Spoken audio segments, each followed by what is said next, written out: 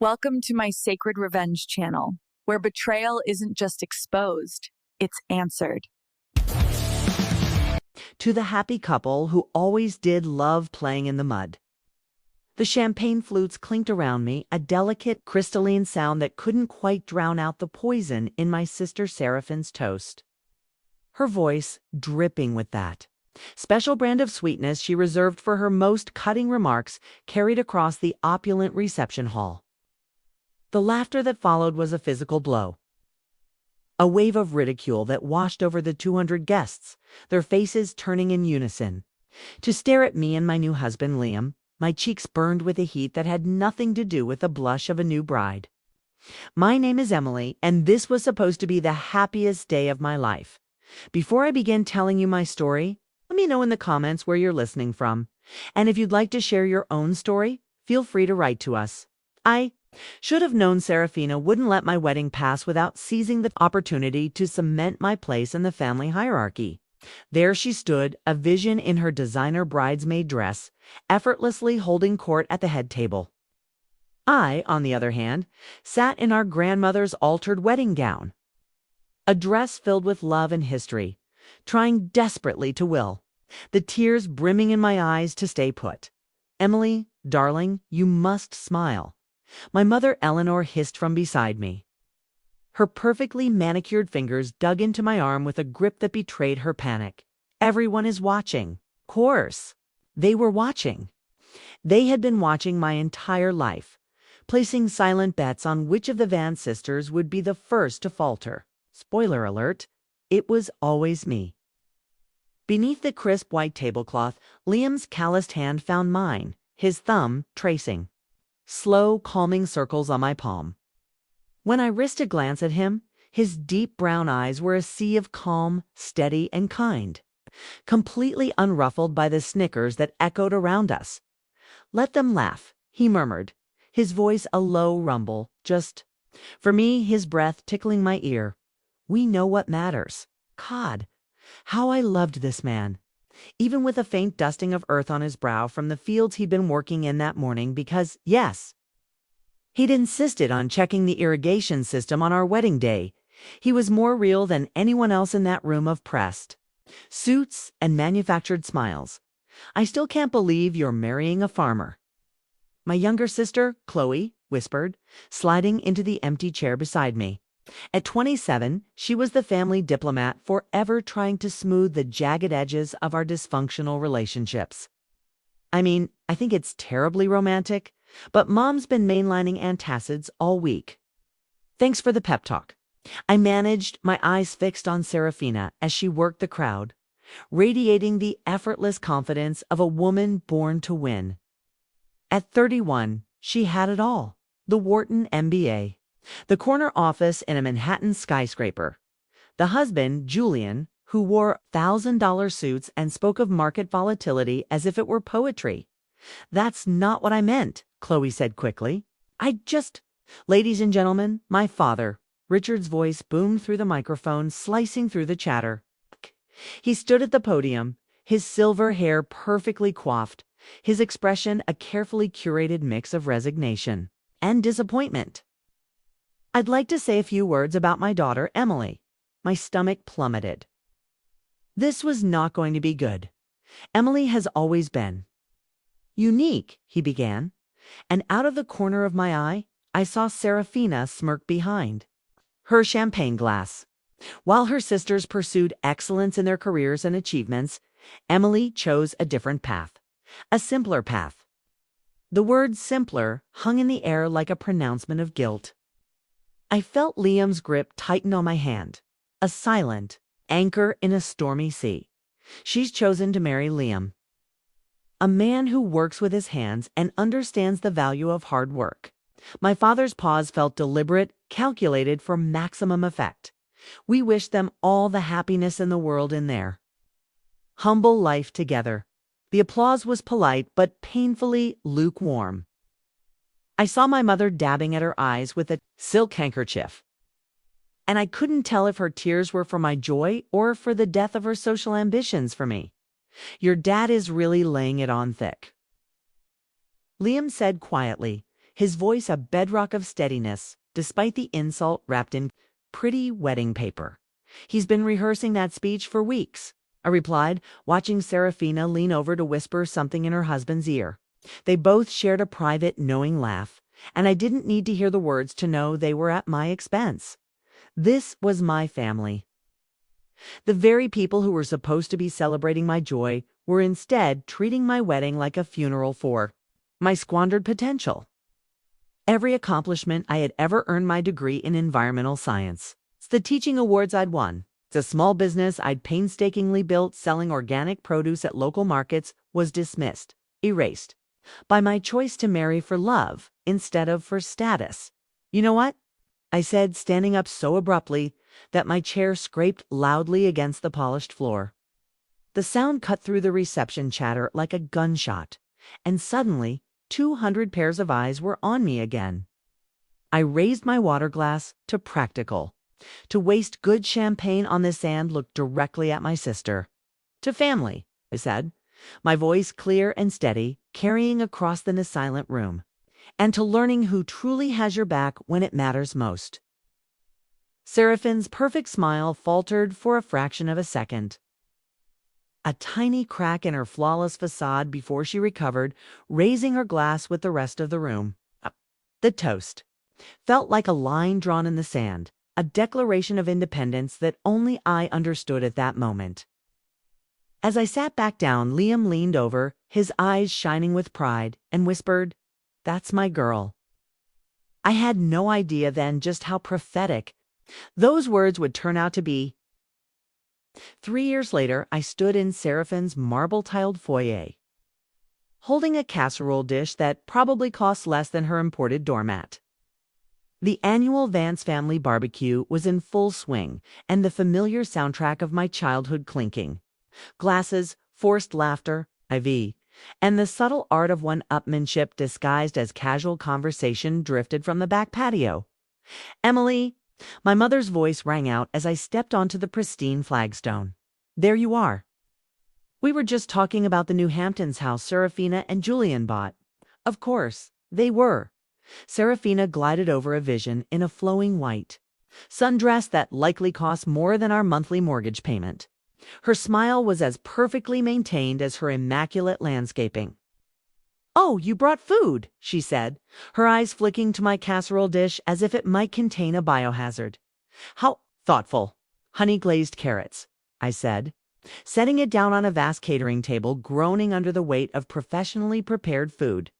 "From our garden, is it organic?"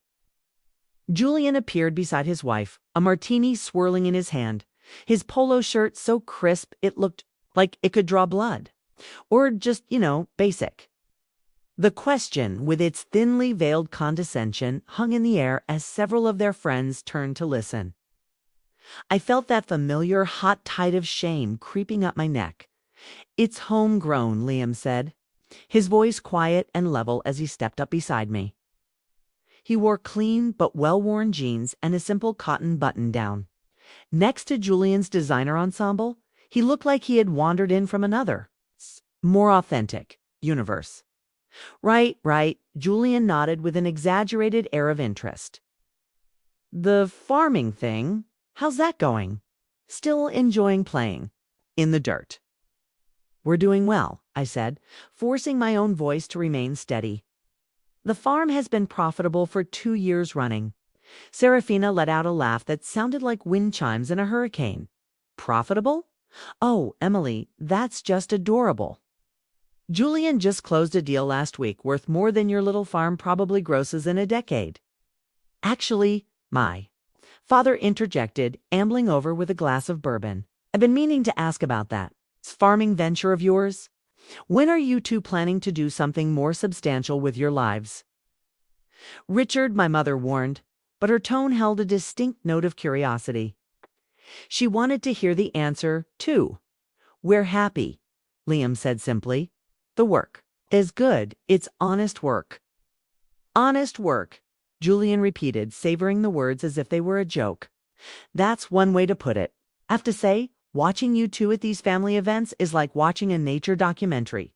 Here we observe the simple farm folk in their unnatural habitat. The small group around them chuckled. I saw Chloe wince from across the patio, but she remained silent. At least we sleep well at night, I said, the words slipping out before I could censor them. The laughter died instantly. Julian's smile tightened into a thin line. What's that supposed to mean? Seraphina asked, her voice sharp. Nothing. I backpedaled quickly. It's just that physical labor makes for a good night's sleep. But the damage was done. I had crossed an invisible line, and the shift in the atmosphere was palpable. Well, my mother said with forced brightness. Who wants to see the new pool house? The group dispersed, eagerly following Seraphina toward the latest addition. To her real estate empire, I started to follow. But Liam put a gentle hand on my arm. I'm going to check on the truck, he said. Make sure I rolled the windows up. I knew it was an excuse. He just needed to breathe air that wasn't thick with condescension. These gatherings were harder on him than he ever let on, watching his wife be systematically dismantled by her own family. I'll come with you, I offered, but he shook his head. Stay. Enjoy your family. The word enjoy was laden with a weight we both understood. I found myself alone by the pool, watching the sun glitter on water that probably cost more to maintain than we spent on groceries in a month. The sound of their laughter drifted from the pool house tour, and a familiar ache settled in my chest. What would it feel like to belong, to not constantly be on the outside looking in? They're being particularly awful today, Chloe said, appearing beside me with 2 glasses of wine. Today. I accepted the glass with a grateful nod. This is just a regular Tuesday for them. It's not always like this, is it? Turned to her, my frustration bubbling over. When was the last time anyone in this family asked a single question about my life without it being a setup for a punchline? Chloe was quiet for a long moment, studying the wine in her glass. Things have been tense lately. With Julian's work, Seraphine's been stressed? Stressed about what? I probably shouldn't say anything, she hedged, glancing around nervously. She leaned closer. Some of his investments haven't been panning out. Big ones. Seraphine's been making comments about having to adjust their lifestyle. Before I could process that, Seraphine's voice, sharp as a shard of glass, cut across the patio. Emily, come settle a debate for us. I walked back toward the group, wine glass in hand, bracing myself for the next assault. We were just discussing career trajectories. Seraphina announced, her smile predatory. And I was just telling everyone how you've really found your calling. Not everyone can handle the intellectual demands of, what do you call it again? Subsistence farming? The group laughed on cue. Though I do have to ask, she continued, stepping closer, invading my personal space. Don't you ever wonder what you could have accomplished if you'd really applied yourself, instead of settling for this quaint little life? The words were like a series of physical blows, each one landing on a deep-seated insecurity. Every doubt I'd ever had about my choices, every moment of wondering if they were right, was all wrapped up in my sister's perfectly manicured cruelty. I opened my mouth to respond, but she wasn't finished. I'm just saying, some of us dream bigger than vegetable gardens and county fairs. Real life happens on Wall Street, Emily, not in whatever little bubble you've created for yourself. The silence that followed was deafening. Even the sycophants, who had been laughing moments before, looked uncomfortable. I set down my wine glass with a hand that was surprisingly steady. You're right, I said, my voice dangerously quiet. Real life does happen, and sometimes it happens in ways you never, ever expect. The first cracks in their perfect facade began to show 6 months after the barbecue from hell. It started with a strange silence. My parents, who usually checked in weekly with breathless updates about Seraphine's latest triumph, went radio. Silent. When I finally did manage to get them on the phone, the conversations were stilted and evasive, as if they were reading from a script with crucial pages missing. How's Seraphina doing? I asked during one particularly awkward call with my mother. Oh, Seraphina, she replied, her voice unnaturally high. Always busy, always working on something big. The pause that followed stretched long enough to drive a tractor. Through and Julian, he's fine. Listen, darling, I have to run. Your father's calling me. Click. I stared at the phone in my hand, a frown creasing my brow. In my 30 years, my mother had never voluntarily ended a phone conversation unless a building was on fire. The next red flag appeared at Chloe's birthday dinner. We met at a small, unassuming Italian restaurant downtown, a place I loved, but a place the Vance family would normally never deign to enter. That should have been my first clue. Where is everyone? I asked as Chloe slid into the booth across from me and Liam. Mom and Dad had something. Come up, she said, picking at a breadstick, her eyes avoiding mine. And Seraphina and Julian are dealing with some work stuff on a Saturday night. Chloe sighed, finally looking up. Things have been complicated. Lately, what kind of complicated? I pressed. I probably shouldn't. Chloe, I leaned forward, my voice firm. What is going on? She glanced around the half-empty restaurant as if checking for spies, then lowered her voice to a whisper. Julian's company is in trouble. Big trouble. Some sort of higher-risk investment scheme that completely imploded. I felt a strange flutter in my chest. It wasn't quite satisfaction, but it was dangerously close. I quickly pushed the feeling down, a little ashamed of my own schadenfreude. How bad? Bad enough that they had to quietly put the Hamptons house on the market, and the boat, and Seraphine's bin. Calling around, asking some extended family members for short-term loans. The flutter returned, stronger. This time I took a long sip of water to hide the ghost of a smile playing on my lips. Have they asked you for money? Liam asked quietly. Not yet, Aaron admitted. But I think that's only because they know I don't have any to give. She finally met my gaze, her own eyes filled with a mix of pity and apprehension. They haven't called you, have? No, I said. But then again, we're just simple farm folk. What would we possibly know about real money? Chloe winced. You heard about that, huh? I was there, remember? Front row seat for the Seraphina show. She's been different lately, Chloe conceded. Stressed, snapping at everyone. Even the golden child has bad days, I guess. We ate the rest of our meal in a tense silence, but I could feel Liam watching me, his gaze steady and knowing. He knew me well enough to see the wheels turning in my head. A week later, while we were harvesting the last of the late summer tomatoes, my phone rang. An unknown number. Hello, Emily. The voice was shaky, thin. It took me a moment to recognize it. Mom, are you okay? She sound? I'm fine, sweetheart. Just tired.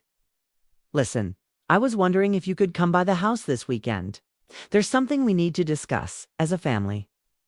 The phrase "as a family" sent a familiar chill down my spine. In Vance family parlance, it was code for impending doom. What kind of something? It's better if we talk in person. Can you come Saturday afternoon around 2? I looked at Liam, who was pretending not to listen while loading crates of tomatoes. His shoulders were rigid. I guess so. Should I bring anything? Just yourselves, you and Liam, of course. The line went dead.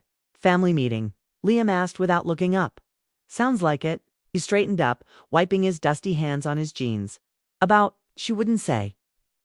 But given what Chloe told us, they're going to ask us for money. Wasn't a question.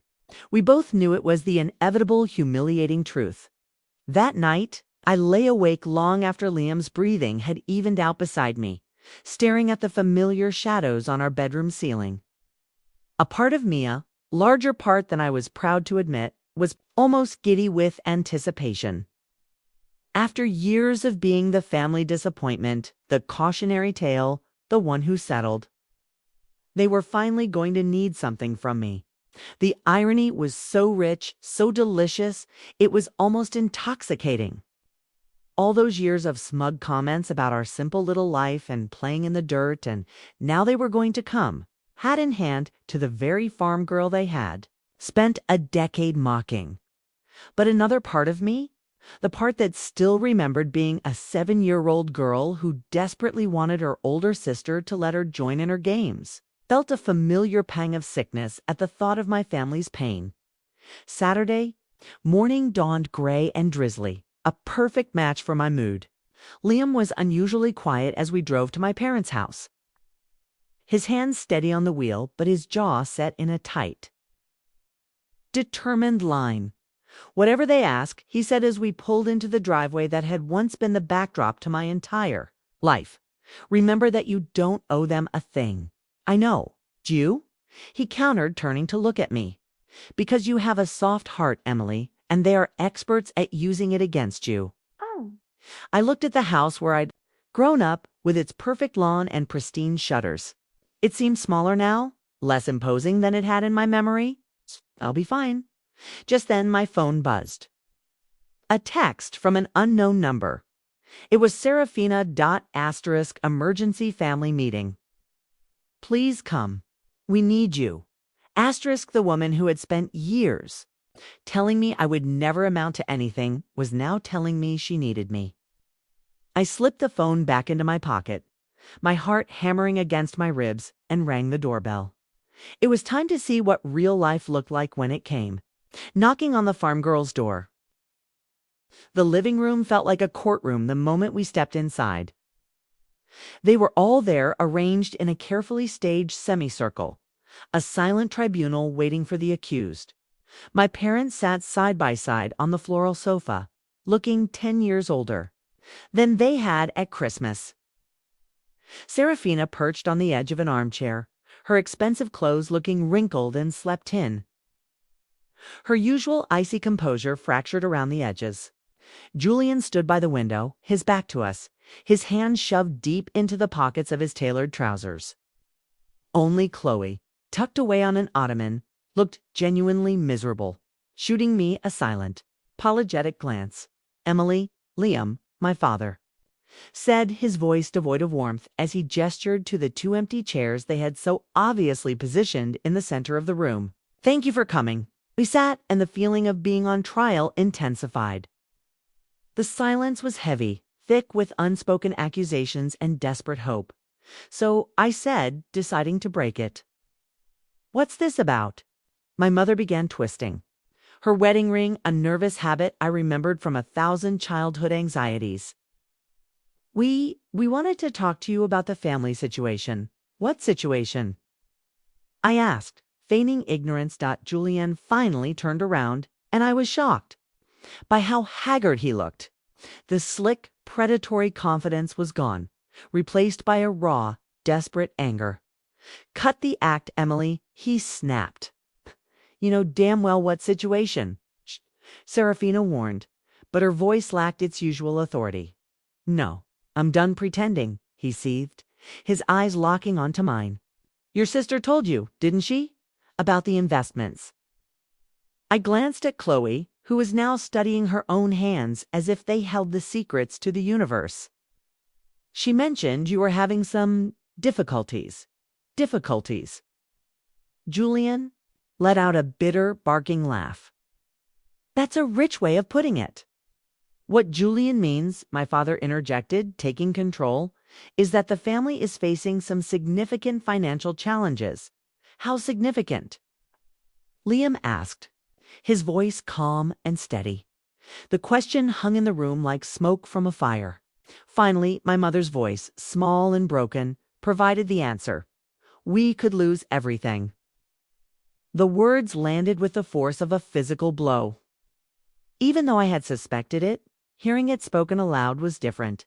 Everything, Liam clarified. The house, the savings, your retirement accounts. Everything, my father confirmed, his voice flat and dead. Julian made some investments on our behalf, investments that didn't pan out. I looked at Julian, who was glaring at me as if this were somehow impossibly my fault. I'm sorry to hear that, I said carefully. But I'm still not sure why you're telling us. It's because we need your help, Seraphina said, leaning forward, her eyes wide. For the first time in my life, my sister was looking at me with something that resembled pure desperation. Our help. Your land, my father said bluntly. The farm. We need you to sell it. The air rushed out of my lungs.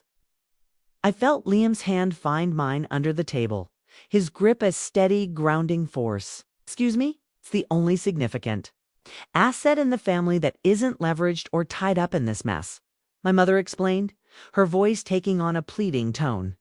If you sell the farm, we can pay off the most pressing debts. We can start over. You want us to sell our home? I said slowly, letting the words sink in. Our business, our life. To fix your mistakes. This isn't about mistakes. Julian's voice rose, cracking with strain. It's about family. It's about doing what's right. What's right? The words came out sharper than I'd intended. What's right is demanding that we sacrifice everything we've spent years building. You've worked for Seraphina shot to her feet, her composure finally shattering completely. Emily, you're playing house on a patch of dirt. This is real life. These are real consequences. Real consequences for choices you made. I retorted, my own voice rising. We are your family. My mother cried, fat tears finally, spilling over and streaming down her powdered cheeks. Family helps family. Where was this fierce family loyalty when you spent years mocking every single thing we built? I stood up too, my hands shaking with a cocktail of anger and adrenaline. Where was it when you treated Liam like he was something you'd scraped off your shoe? That's not fair, my father said, but his voice lacked conviction, isn't it? You want to talk about fair? Let's talk about every holiday, every birthday, every family gathering where you made us feel like charity cases. Every snide comment about our simple little life. Every time you acted like we were embarrassing you just by breathing the same air. Emily, Chloe started, but I was on a roll. Years of resentment pouring out of me, and now that your golden boy's high-risk schemes have blown up in your face, suddenly you remember we exist. Suddenly we're family. This isn't about the past, Seraphina said, her voice desperate. This is about now. It's about survival. Your survival built on the ashes of our life, Liam said, speaking for the first time since we sat down. His voice was quiet, but it cut through the room like a razor. It's just land. Julian exploded, his face turning a blotchy red. It's dirt and weeds and nothing. You could buy another farm anywhere. The silence that followed was absolute. Even Julian seemed to realize he had gone too far. Liam stood up slowly, his movements deliberate and controlled. I think, he said quietly, we should go. Wait, my mother pleaded. Please, just think about it. We're not asking you to decide right this second. Actually, my father said, his voice hardening again as his desperation resurfaced. We are. The creditors won't wait much longer. We need an answer by Monday. Monday. I stared at him, incredulous. You're giving us 2 days to decide whether to detonate our entire lives for you. You're being dramatic, Emily, Seraphina snapped, though her voice was shaking. It's just property. We're talking about people's lives. Here, Julian interjected. My daughter's future. What about our future? I shot back. You don't have children, she said, and the words struck me with the force of a physical blow. The unspoken implication that our childless marriage, our life, was somehow less valuable, less worthy of protection hung in the air between us. Ugly and venomous. Liam's jaw tightened, and I saw his hands clench into fists at his sides. We're leaving, I said, grabbing my purse. Emily, please. My mother called after us as we headed for the door. Just think about it, please. I turned back one last time, my gaze sweeping over the faces of these people who shared my blood but felt like complete strangers. I'll think about it, I said, but you should all be thinking about something, too. You should think long and hard about what kind of people ask their family to burn down their own house, too. Keep them warm. As we walked down the stone path to our truck, my father's voice followed us. You'll come to your senses, Emily. You'll remember what you owe us, what we've done for you over the years." Liam's hand was on the truck door, but he paused, his knuckles white against the metal.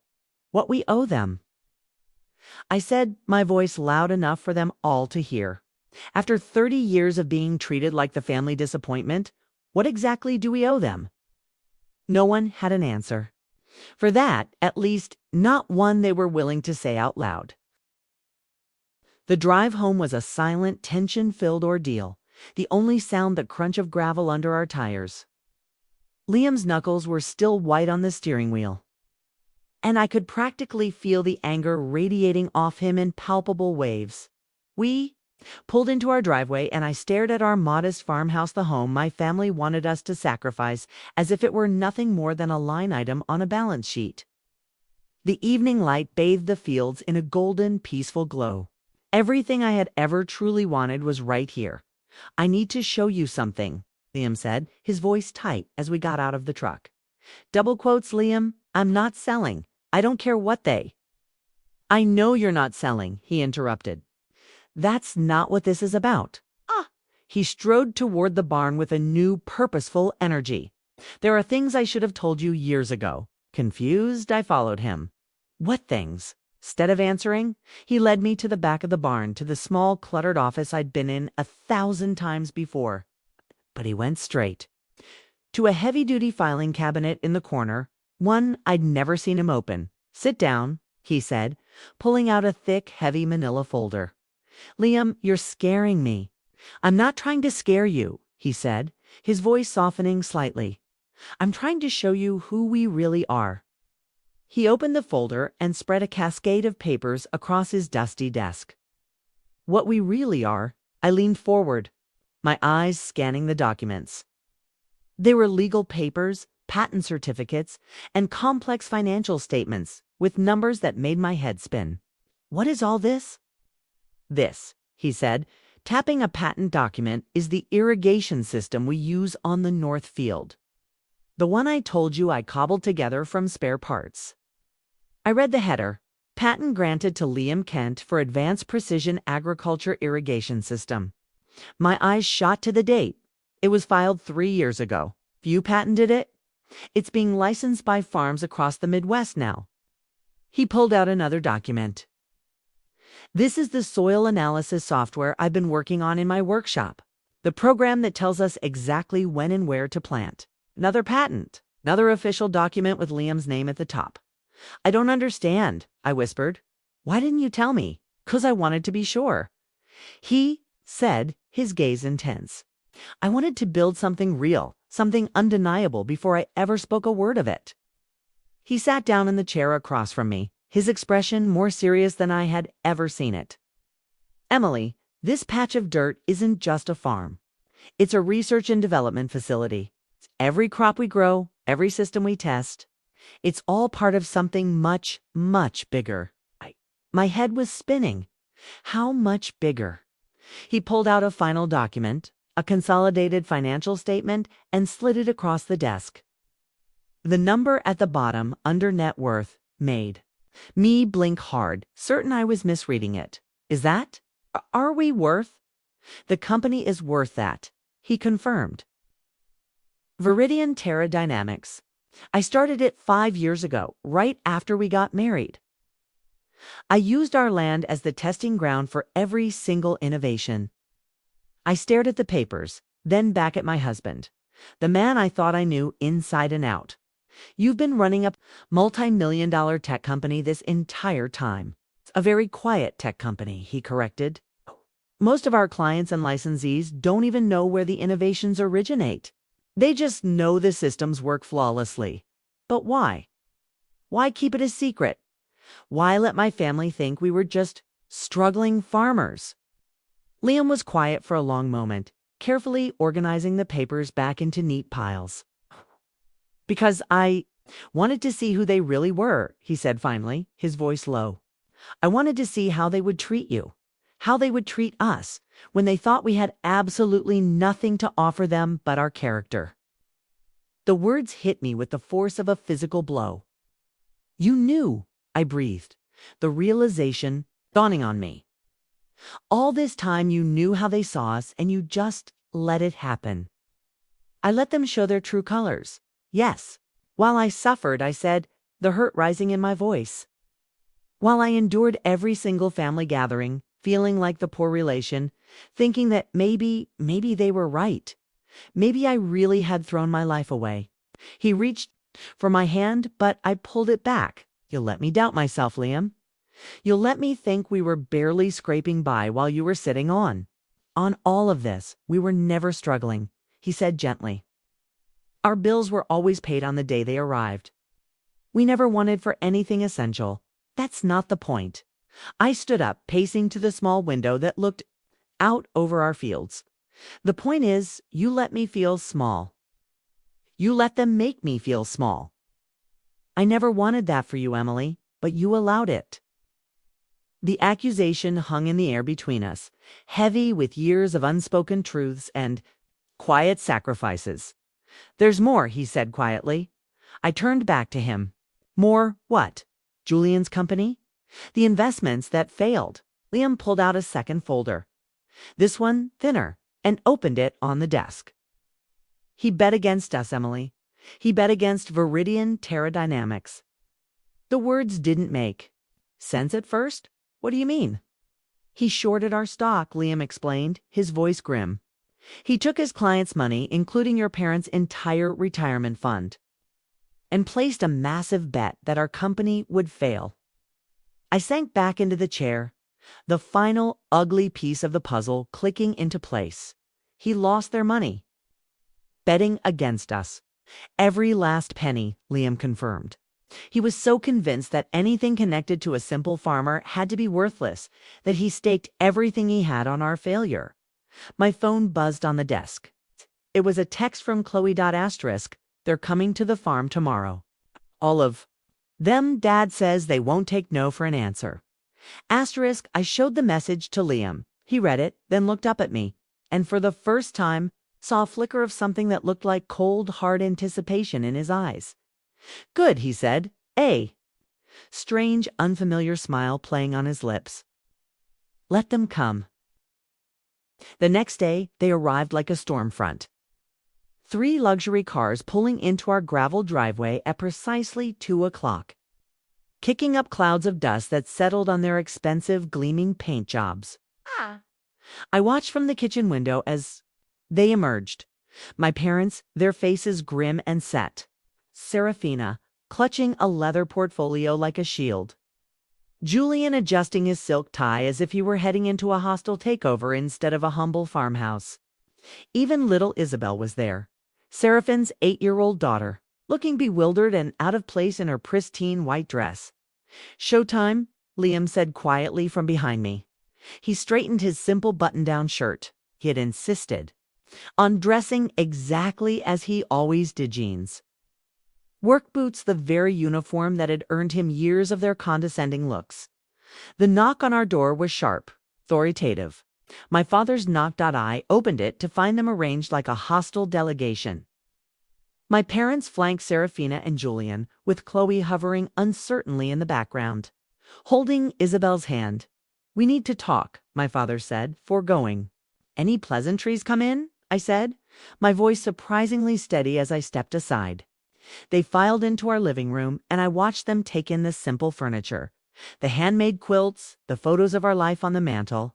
They were seeing the same room they'd been in dozens of times before, but today they were seeing it, differently calculating its worth, measuring its potential for sacrifice. Please, sit, Liam said, gesturing to the couch and armchairs. We'd rather stand, Julian said, his voice tight. This won't take long. Actually, my father said, pulling a folder from Seraphine's portfolio. We brought the paperwork to make this easier. He set it on our coffee table with the finality of a judge's gavel. Sale documents. For the property, I've already had it appraised and found a potential buyer. All you need to do is sign. I stared at the papers, then at my family's expectant faces. You had our land appraised without our permission. We're trying to be efficient, Emily, my mother said, her voice strained. Time is of the essence here. Whose time? Liam asked mildly. Don't play games with us, Julian. snapped. You know exactly what's at stake. Your parents could lose their home. Seraphina and I will lose everything. Isabel could lose her college fund, her entire future. Daddy, what's happening? Isabel asked, her small voice cutting through the tension as she tugged on her father's sleeve. Nothing, sweetheart. Seraphina said quickly. The adults are just talking. About what? About family, my mother said, her eyes boring into me. About how family takes care of each other. The familiar guilt began to creep in, the conditioned response that had controlled me my entire life. But then I looked at Liam, who was watching the entire scene unfold with a calm, unreadable expression. You're right, he said suddenly, and a wave of relief washed over my mother's face. Oh, thank goodness, she breathed. I knew you'd understand. Which is why Liam continued, walking over to his own desk in the corner of the room. I think it's time we had a truly honest conversation about family. He pulled out the thick manila folder from the night before and returned to the center of the room. What's that? Seraphina asked, eyeing the folder with suspicion. Information, Liam said, settling back into his chair. About who we really are. About what this patch of dirt actually represents. We don't have time for your games, my father said impatiently. We need a decision. You'll get one, Liam promised. But first, let me ask you a question, Julian. In your professional opinion as a Wall Street guru, what would you say this farm is worth? Julian glanced around the room dismissively. Maybe 200,000? 300 if you get lucky with the developer we found? It's decent. Land, but it's not exactly prime real estate. It's interesting assessment. Liam opened his folder and pulled out the first document. What if I told you that this patch of dirt is, in fact, the research and development headquarters for a privately held corporation currently valued at $50 million? The room went completely, utterly silent. You could have heard a pin drop on the worn wooden floor. What? Seraphina said faintly. Viridian Terradynamics, Liam continued conversationally. Perhaps you've heard of it. Your husband certainly has. Julian's face went corpse white. That's impossible, is it? Liam pulled out another document. Patent number 10,847,392. Advanced Precision Agriculture. Irrigation System. Inventor Liam Kent. Filed 3 years ago. Currently licensed to agricultural corporations across 12 states. He set the patent on the coffee table right next to their sale documents. Patent number 11,203,847. Predictive Soil Analysis Software. Also mine. Licensed to ag tech companies nationwide. Another document joined the first. A chai? Continue. Because I have about 30 more patents in here, all developed right here on this worthless patch of dirt. My mother was staring at the official papers as if they were written in a foreign language. I don't understand. Simple, Eleanor, Liam said, his voice taking on a harder edge. While you were all so busy looking down on us, we were busy building something. Something significant. You're just a farmer, my father stammered. I'm a farmer who also happens to hold a PhD in agricultural engineering from MIT, Liam stated calmly. I'm also the founder and CEO of a company that is quietly revolutionizing how food is grown in this country. Seraphina sank into the nearest chair as if her legs could no longer support her.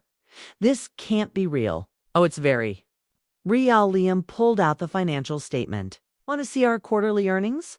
The numbers on the page made Julian physically recoil as if he'd been burned. But wait, Liam said, his voice turning to ice. There's more. Julian, you mentioned being familiar with Viridian Terradynamics. I may have heard the name, he mumbled. You did more than hear it, Liam countered. You bet against it.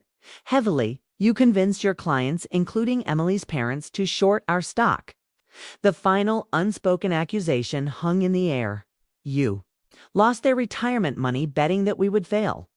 You were so utterly convinced that anything connected to us, to your simple-minded relatives, had to be worthless, that you staked their entire future on our destruction. Julian's mouth opened and closed, making a sound like a fish gasping. For air! The beautiful irony, Liam said, standing up, a towering figure of quiet power. Is that you didn't just lose their money? You lost it to us. Every single dollar you gambled against Viridian Terradynamics went straight into our pockets when our stock price, predictably, doubled after our last patent release. Oh my God, Chloe whispered from the corner. So, when you come here, Liam continued, his voice resonating with cold fury, and you ask us to sell our land to save you from your mistakes, you're not just asking for a handout. You're asking us to sacrifice our life's work to fix the catastrophic damage you caused by betting against that very same life's work. Just then, as if on cue, the front door opened and a man in an expensive suit walked in, carrying a briefcase. Sorry I'm late, he said briskly. Traffic was murder. Everyone, Liam said calmly, gesturing to the man. I'd like you to meet Marcus Thorne, our attorney. Marcus smiled, a sharp, predatory smile that didn't reach his eyes as he surveyed the room full of stunned, horrified faces. I believe, he said, you have some questions for my clients. Marcus Thorne opened his briefcase with the chilling precision of a surgeon, pulling out sheafs of documents and arranging them on our coffee table, creating a formidable legal fortress around the pathetic-looking sale papers my father had brought. Let's start with the basics, shall we? Marcus said, adjusting his glasses and fixing my father with a steely gaze. The property in question, this farm is owned outright by Viridian Terradynamics, a corporation wholly owned by Mr. Liam Kent and Mrs. Emily Kent. There are no liens, no mortgages, and no encumbrances of any kind. That's impossible, my father sputtered. We helped them with the down payment. A loan which was repaid in full with interest 18 months after the purchase, Marcus interrupted. Smoothly. I have the canceled checks and bank statements right here. Should you care to see them? He slid a document across the table. My father stared at it as if it were a venomous snake. Furthermore, Marcus continued, his voice unwavering. Any attempt to force a sale of this property through legal channels would be inadvisable. This farm is protected under several federal agricultural preservation statutes, and the ongoing research being conducted here has federal grant protections attached to it. Federal grants. My mother whispered, her voice barely audible. Oh yes, Liam said casually. The Department of Agriculture has been very interested in our work. We're currently developing several droughts-resistant crop systems that could revolutionize farming in climate-affected regions across the globe. Julian, finally finding his voice, tried a different tack. This is all very impressive, Liam, really, but it doesn't change the fact that we are family, that we are in trouble and we need help. Family, I repeated, and the word tasted like ash in my mouth. I stood up and walked to the mantel, my heart pounding a steady, furious rhythm against my ribs. I picked up a framed photo from my college graduation. Remember this day? I asked, turning to my father. I graduated summa cum laude with a degree in environmental science. Do you remember what you said to me, Dad? My father's face was a mask of stone. You said, too bad it's not a real degree like business or law. You said I'd wasted 4 years of your money studying dirt and plants. I set the photo down and picked up another, our wedding day. And on this day, when I married, the love of my life, you spent the entire reception apologizing to guests for my poor choice. You told Aunt Margaret you hoped to come to my senses before it was too late. Emily, my mother started, her voice pleading. I'm not finished.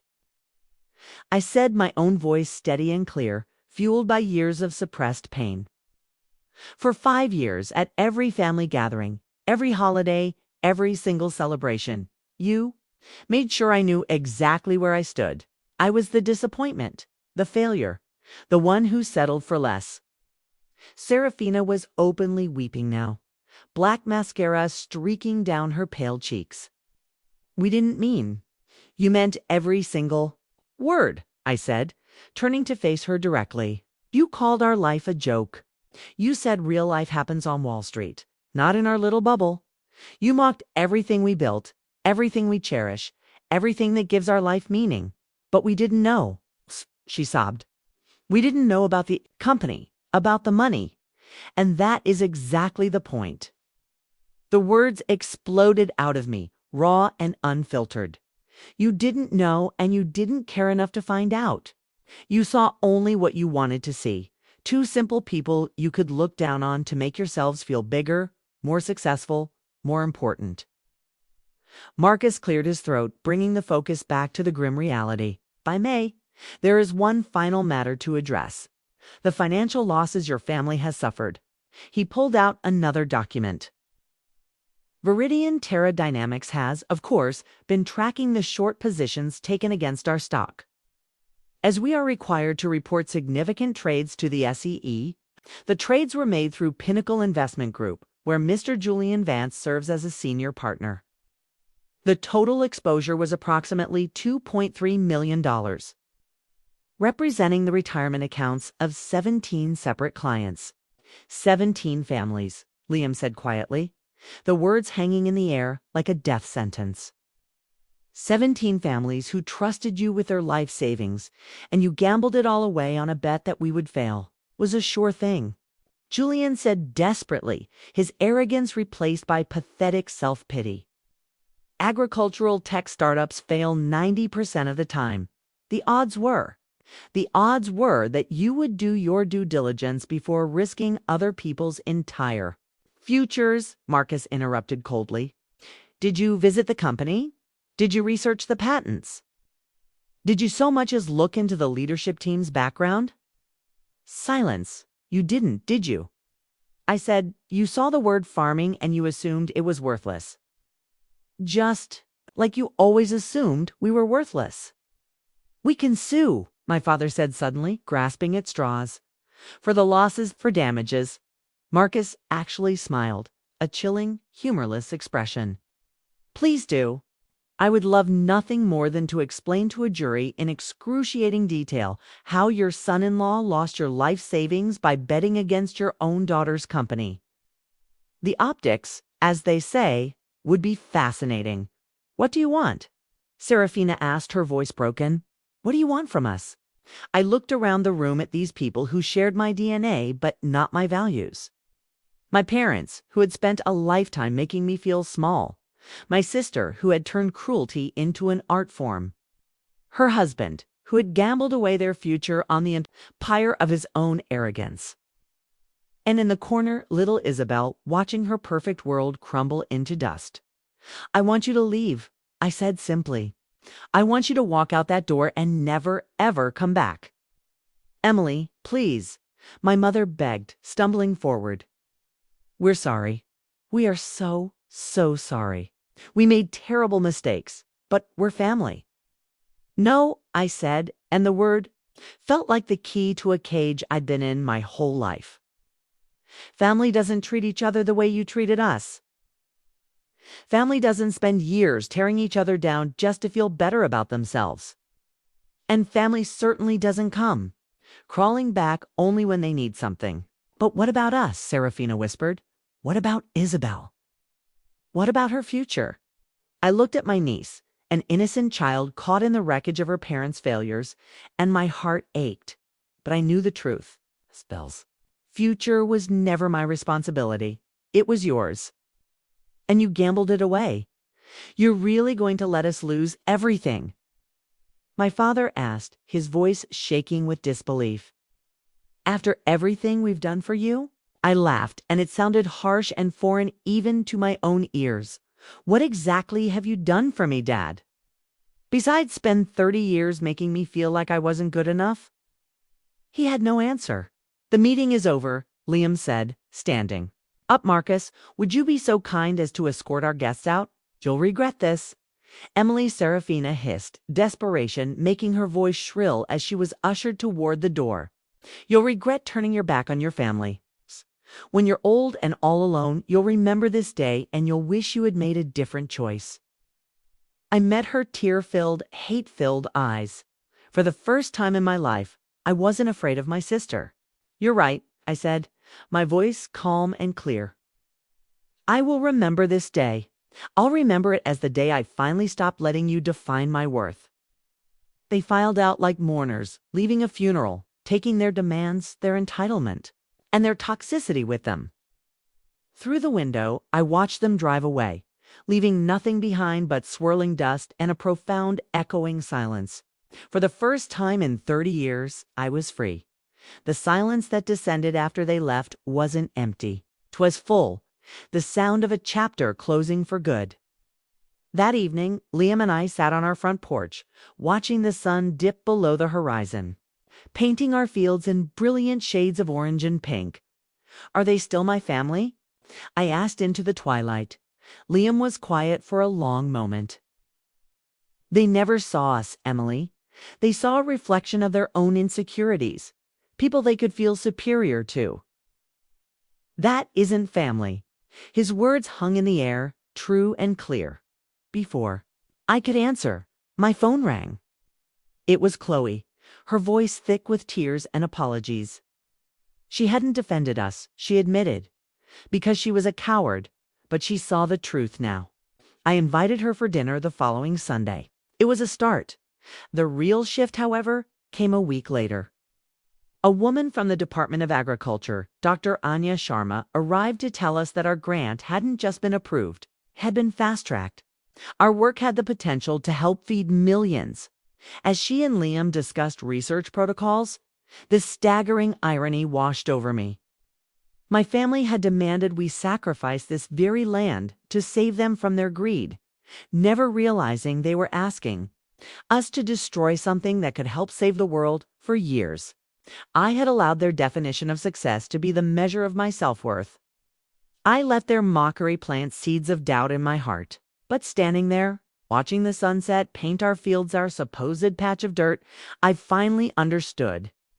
True wealth isn't measured in dollars or designer labels. It's measured in purpose, in integrity, and in the quiet, unwavering love of someone who sees you for exactly who you are.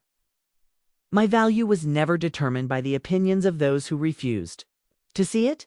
It was determined by the work we did, the love we shared, and the courage we had to build our own beautiful life right here from the dirt up.